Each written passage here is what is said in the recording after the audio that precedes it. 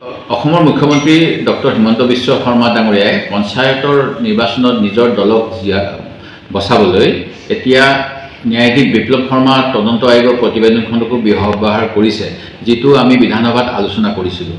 এজন ব্যক্তি doctor Mrigen Saikia, যিজনক CBI আদালত আৰু গুৱাহাটী উচ্চ ন্যায়ালয়ে ৰাজসাক্ষী হোৱাৰ বাবে যোগ্য বুলি বিবেচনা নকৰিলে, যাৰ ভাষ্য এই গোচৰত হাইকোৰ্টে ল'বলৈ অস্বীকাৰ কৰিলে, সেই ব্যক্তিজনৰ কথাখিনি বিপ্লৱ শৰ্মা আয়োগত যেনেধৰণে উপস্থাপন কৰিছিলে, সেই কথাখিনিক লৈ আমাৰ মুখ্যমন্ত্ৰী ডাঙৰীয়াই অসমৰ জীয়ৰী বোৱাৰী মাতৃ সমাজক কলংকিত কৰিবলৈ ব্যৱহাৰ কৰিছে, যিটো অতি দুৰ্ভাগ্যজনক। যিখন চৰকাৰে মহিলা সবলীকৰণ কৰিম বুলি বিভিন্ন আঁচনিৰ কথা ঘোষণা কৰে, যিখন চৰকাৰে মহিলাসকলক আমি শক্তিশালী কৰিম বুলি 56 ইঞ্চি বুকুৰে কৈ ঘূৰি ফুৰে, সেই চৰকাৰখনে ভোটৰ বাবে মহিলাসকলক মৰ্যাদাত হাত দিবলৈও আজি কুণ্ঠাবোধ নকৰিলে।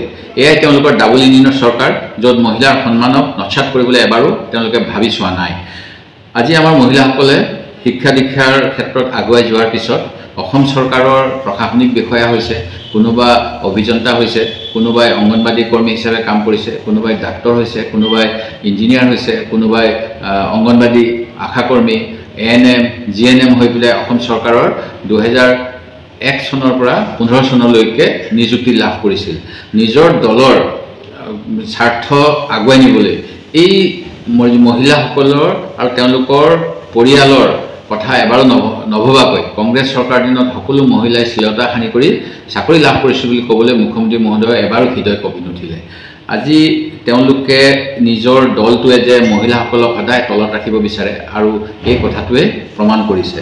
তেওঁৰ কথাৰে তেওঁৰ মনৰ আৰু তেওঁৰ দলৰ ৰক্ষণশীলতাৰ পৰিচয় দিলে। মই হিমন্ত বিশ্ব শৰ্মা ডাঙৰীয়াক অনুৰোধ জনাইছোঁ আৰু দাবী জনাইছোঁ যেন তেখেতে ৰাজনীতি কৰক, কিন্তু অসমীয়া মহিলাৰ আত্ম অভিমানক আক্ৰমণ নকৰিব। তেওঁ অসমৰ মাতৃ সমাজৰ আগত আঁঠু লৈ ক্ষমা বিচৰা উচিত।